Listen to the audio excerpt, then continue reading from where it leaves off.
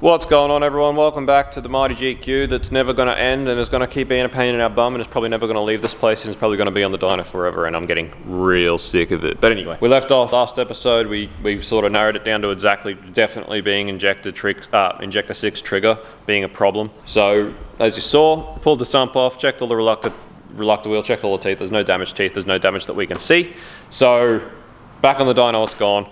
I decided to jump on the oscilloscope and try and do a bit more testing. I've done a few more tests this morning. I tried completely actually disconnecting the alternator out of the system, taking the charge wire off, everything. You can disable the charge in the software, and we've done that and it made no difference, but I thought just in case it is getting some sort of noise, I'll completely disconnect the thing, and I did, and yeah, as we expected, no different at all. So I then got the oscilloscope back out and started to re-scope a lot of things, just to double check, double be sure, re-scope everything, see what we can get, see if we can figure out something. There's got to be a reason that it's doing this. It's very hard for us to accept that it would it's for no reason, but it is sort of looking that way. So I got the scope back out. I started scoping the cam angle sensor as well as the crank angle sensor, and they're coming back awesome. There's no noise. They're well defined. It's very easy to see. You can can out the teeth. There's the right amount of teeth there. It's not like the crank angle sensor is not picking up a tooth. It's not missing something, and there's no interference that I can see on the scope. So that's got me beat. So I chucked the scope back into our coil trigger. So it's scoping the coil at the coil pack, and I've chucked it on the actual injector driver at the PCM. And I've started scoping that. While it's idling, it looks perfect. I got Rex to run it up so I could get it to miss, and this is what we've got. So we've got blue is our coil and yellow is our injector trigger, and you can see as it's missing, it's doing some weird stuff with the injector trigger. It's dropping out the injector. There's some weird stuff going on, and I honestly, we're out of ideas as to what the cause is. Everything that I can take from this data of what we would be able to try to see if it would alleviate the problem, we've already done. We already made the flying lead. We already gave the injector positive 12 on its own, like its own independent positive 12 and a whole new trigger. We've tried all of that. I'm out of ideas. There's nowhere else to go. We've tried different PCMs, different OSs. We've tried different injectors. We know it's not hardware. We know it's not the OS. Why? We know it's not the injector getting voltage drop because we've given it its own 12 volt. So why is it just randomly cutting injector trigger 6? I don't know. And we're just no closer to understanding why. We know what it is doing now, which is good. It's a step in the right direction to know exactly what it's doing, and that is to cut the injector trigger to 6, but we have no idea why it's doing it. And it's one of those things. What do we do? What can we do from here? So, as we talked about, a way that we can get around it is to bridge injector 6 and run it off injector 2 trigger, because that is the one before it in the firing order. So it is the closest one to when 6 is gonna need to be firing as far as running in sequential. That injector timing is not far enough out that it's gonna be detrimental to anything. It'll run fine. There are heaps of EFI systems that run batch fired injectors. It's not a big deal. It's just, it's not the ideal solution, The ideal solution would be figure out why it's doing this and fix it, but owner needs his car back, needs to go to work. We needed to get it back to him because we need to get paid. We need to get the thing going. We're falling behind in work. We've got cars piling up all around here. So I think that's just going to have to be what the solution is going to have to be. We'll obviously keep it in the back of our head. We'll keep researching. We'll keep talking to people, keep trying to see if we can figure out something. And, maybe one day we can get it back out here and do a bit more fault finding when we know a bit more than we do now. But at this stage, it's going to have to be it. So it's just what's going to have to happen. It's the only way we can get it to work properly, is to do that as a fix. So anyway, a massive shout out to Jay Fagan at Conversion Auto Electrics by Jay Fagan. He has been a huge help in this whole fault finding process in pointing us in the right direction and helping us out with a few questions that we had. And he's sort of a lot of the reason is we're able to get to this point. And fortunately, it is just the point we're at. So anyway, big thanks to Jay, and we'll bridge those injectors and we'll actually get this thing tuned so that we can then start looking at getting their AC sorted and getting this back to the owner, because it's been a long time coming. All right, guys, so still here working on the patrol. It's now Tuesday midday Tuesday 1 o'clock. I thought I'd spend one more day trying to get to the bottom of it, because for someone like us, having to accept that we can't find the source of the problem and bridge the injectors like it looks like we're going to have to, it's not something that we, you know, take lightly. Not being able to find the source or fix it is something that is going to keep us both awake at night for many weeks to come. So I thought I'd spend one more day. I've been putting a lot of this process up on TikTok as I've been going, and there's been a bloke that reached out to me on TikTok that ended up finding me on Facebook, and we got in contact there by the name of Campbell Sherman, and he is an absolute wizard when it comes to scoping. I say that because I don't know a lot about scoping, and he knows a great deal about scoping. So compared to me, he's a wizard, and he's been, you know, kind enough to take most of the morning out of his day to give me a hand, walk me through a lot to do with this scoping, and try and sort of narrow down this issue a bit more with some better knowledge on what we're looking for. So he has taught me an amazing deal just in the time I've spent working with him this morning, just about scopes, how useful they are and what you can find. And I honestly, from this point, I'm going to endeavour to educate myself a lot more on how to use them and what to look for, and honestly probably try and upgrade our scope and get some better equipment, because this scope is just a cheap eBay job that we bought just for fault finding. It's not that great, which I've actually found now that I know what I'm looking for in the scope. I've actually noticed how annoying it is to be limited by the bit rate and you know, have a lot of limitations with what I can do with the scope. But regardless, he's helped us a great deal. I can't thank him enough. You know, people like this are invaluable, and you know, he doesn't even know me, and he's taken so much time and given me so much knowledge. So I cannot thank people like that enough. That's really what is a massive leap forward in the development of our knowledge and understanding of this stuff. Particularly, I always tell you guys, you know, as much as I know about engines, tuning, that sort of thing, when it comes to auto electrics, I have so much to learn. I don't know a lot about that. I do get a lot of help when it comes to auto electrics from a few really important people, so can't thank them enough. But anyway, we've been working together for ages, and unfortunately, we further understand the problem a great deal. And it's, you know, we've developed more of an understanding of what the problem is, or what it's doing, which is shortening that pulse width on injector output 6, and he's taken me through a lot of stuff to do with that, but we are still not any closer to finding out what the cause is. So we still haven't come to a conclusive cause for the problem, but we understand the issue a lot better, and he has taught me a lot about scoping. But you know, pretty much we've done all we can at this point, I believe. So, you know, I've been here scoping my little heart out, just scoping so much stuff. Been sending all the scopes to Campbell. He's been giving me lots of feedback on what to look for and what to do. And yeah, it's been a big morning of just continuing our process of fault finding, but with a sort of another set of information, and some better understanding of the tooling, which has been great. It's been a really good experience, and I've learned a great deal. But yeah, the unfortunate truth is that we're still not at a conclusive understanding of what the cause is of this issue. So anyway, all that being said, unfortunately we are just going to have to go and bridge this injector with injector number 2. As much as we hate the idea of that being the solution, as much as we are going to endeavour to continue to try and figure out what the problem is so that it's not a final solution, but we do need to get this car out the door. We're not going to forget about it. It's not going to be a final solution. We're going to continue to try and develop an understanding of what the hell's going on with this thing, so that hopefully in future we can get it back here and fix it properly.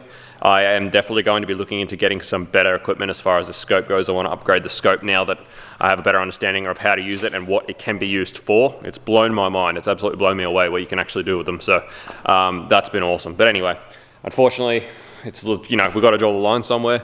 We're at halfway through day 8 now, I think we are. You know, it's been a massive process and effort to try and get this thing sorted. I've learnt so much in the process, which, you know, at least there's some value in it in that sense. I've learnt a lot about these PCMs, where we're much more knowledgeable in the PCMs now, and so yeah, there is something to be taken from it, but unfortunately at the moment the fix is going to have to be this as far as a fix goes. So what we understand about the PCMs, which we learnt from Jay, the drivers on them, they're almost like a circuit breaker, where if you overload them, they'll just shut down to protect themselves, and then they'll come back. So, you know, we don't believe that bridging the injectors will be a problem, but even if it is for whatever reason, a problem that it's going to overload the driver, the ECU will protect itself and it won't damage the driver. So, you know, we've been through everything. Seems like it's going to be okay and should work out all right. But anyway, I really can't thank the people that have helped in this process enough. The knowledge that they've given me, you know, the amount that I've actually learned in the process of trying to figure this out. You know, I can't thank those people enough. It's invaluable information. It's awesome. So thank you very much to anyone who's helped along the process. Let's get this thing sorted. So we've also got our new heat shield down there, which Rex made to protect that bit of stuff, but we've actually noticed that the heat is actually badly affecting a fair few things along this rail. So we are still going to have to sort out some more heat shielding, and we still want to put a colder thermostat in this thing because the thing will run at 102 degrees, but the radiator and fan setup is that good that the radiator is cold. You know, it's running at 102 degrees. The hot tank is like hardly touchable, but the cold tank is just cold, and they just draw cold air. So, you know, the fans and radiator are super adequate. A colder thermostat, and this thing should be awesome. Should never get hot. So, all right. So we're just going to try one more thing before we bridge this injector over. Another thing that we're confident is not the problem, but it's another thing where we're already here. So if we can completely rule it out, may as well do it. So we already tried running the whole shebang with the knock sensors unplugged, just because we're pretty sure the E38 picks up its misfire signals and stuff from the knock sensors, is what we can understand. So we disconnected the knock sensors, but that didn't make a difference. But if it's noise in the wiring for the knock sensors, it still may happen even with the knock sensors unplugged. So we decided to try actually de-pin the knock sensor signals out of the PCM plug, just to humor ourselves, just to see if that makes any difference. We don't believe it's going to, but again, it's another thing where at least we can rule that out then confidently. So as we thought, no difference. So we'll go ahead and bridge these injectors and get on with it. All right, so we just temporarily set it up for now, just until we've finished off the tune, or at least, you know, do some tuning to ensure that it's going to work the way we think it is. No point in going and chopping up wires and hard joining anything at the moment until we've you know, double, triple checked, made sure that it's all going to work the way we expect it to work and that it's not going to overload that driver. So now we'll go on with what we were doing. Yeehaw.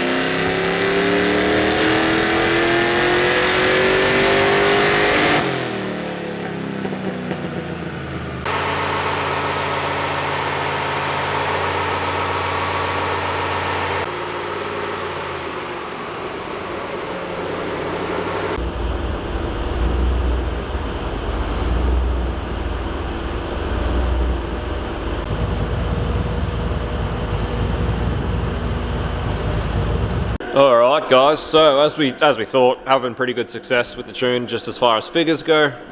This thing is strong as this little cam. It was a really good cam choice for this setup, I think. So we're super stoked. We made, I think the biggest we made was 342, which is pretty much what it made the other day when we ran it up with that miss. So we did make 342, but we decided to pull another degree back out of it after that.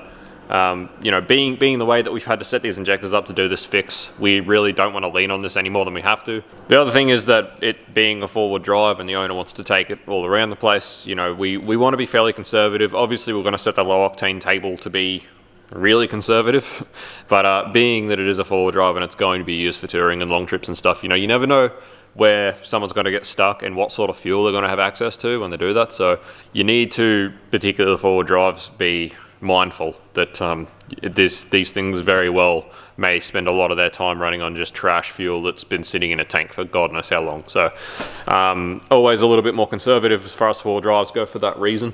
So regardless, you know, that's where we ended up at. That's our final number sort of thing, 335 at the wheels. That's still freaking awesome. You know, when we built it, when we were putting it together, we sort of we talked about we would have been happy with 325. So, you know, 335, still a win. But yeah, so did make 340. Do you remember which run that was, Rex? So as you can see, we've got a nice, you know, smooth power curve, heaps of area under the curve. The torque curve's nice and consistent. It's making peak torque in a really good rev range. Rex is just going to put a little bit more timing out to get rid of this a little bit, just to keep it a little bit safer in that peak torque region. So put a little bit more out of there. It should bring this to a bit more of a flat torque curve. But as you can see, it's making good torque for a four-wheel drive. I mean, you can't ask for much of a better setup. So what are we up there, about 415-ish foot-pound. You know, just over between 410 415 foot-pound, which, you know, for a four-wheel drive, for an aspirated V8, that's a pretty good result. I'm pretty stoked with it. I reckon the owner will be pretty stoked with it. It's pretty good, pretty awesome result. So particularly, like I said, choosing this cam, especially with this thing being the 6-speed auto, you know, it's going to be a really nice little touring setup, having all them extra gears. They help quite a bit.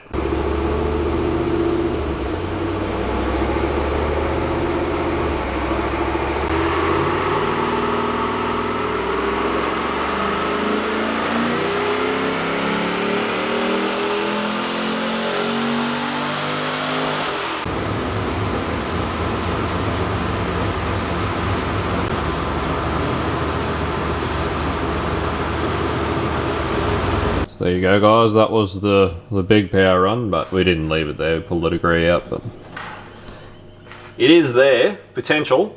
Anyway, guys, pretty awesome result as far as the engine tune goes. A few things to take away from actually being able to run it up once we got that injector sorted out. These pipes, holy crap, they actually get so much hotter than we expected. You know, we thought this thing being NA, the pipes, you know, obviously pipes get as hot as exhaust pipes get, but these things, they get freaking hot. So super glad that we made that heat shield the other day for them fuel lines, but we're definitely gonna have to do a lot more heat shielding for a lot of the stuff that we've got running down those rails next to the pipes. So we'll have to get on to doing a bit of that. Still got to do all the box tuning and stuff, and we do still have to actually finally, you know, properly bridge that injector now that we know that it tuned up fine, everything's fine. So that's all good, everything's all good there. Anyway, guys, that's going to be it for this episode. Keep it nice and short and sweet, this one. It's nice to finally make some progress after this whole week of just trying to diagnose this issue, which we unfortunately still didn't get to the bottom of, and it's going to probably keep us up at night forever, but until we sort it out. But it is what it is. So we'll tune back in tomorrow. Tomorrow we'll actually go sort out the box tune. We'll finish off our little bridge for the injector over there, finish off a few final things, and go for a bit of a drive tomorrow and try and get this box sorted, and we'll make sure we sort out some more heat shielding for a bit of that stuff before we actually send this thing to anywhere. So the other big problem I'm having at the moment is finding someone to actually make the AC lines for this thing. I was hoping old Sam there at Whitey's would do them for me, but he's just too busy. He won't do them for like at least another 2 weeks, which is an absolute pain. I was trying to G someone up sort of locally to do them, but no one locally will do hard line, and even then the blokes that would do it out of soft line, I couldn't get to them this last week just gone because we didn't want to drive it the way it was, and we weren't at the bottom of the issue. We didn't have it sorted, so couldn't get to them then, and they reckon they won't be able to do it for another 2 weeks either. So as frustrating as it is, I might have to just book it in with Whitey there at Whitey's Wiring, and then just give it back to the owner and just go take it from the owner's place and take it down to Whitey when he can actually get to it in a few weeks. So we'll see what happens. But anyway, once again, whole another day, dyno, power runs. The thermo setup and radiator setup on this thing's freaking awesome. So once we get that new thermostat in there, this thing's gonna be great. It's gonna run nice and cool. Doesn't leak a drop of anything. It's making good power. It's gonna be awesome with that 6-speed. It's gonna be a really good combo. It's a real piss off that we have that issue with that injector output, but it is what it is. So anyway, thank you for watching as always, guys. Hope you're looking forward to the next episode. Try and get this thing finally finished off and get it out of here, and we'll see you on that one. Peace out, see you, bye.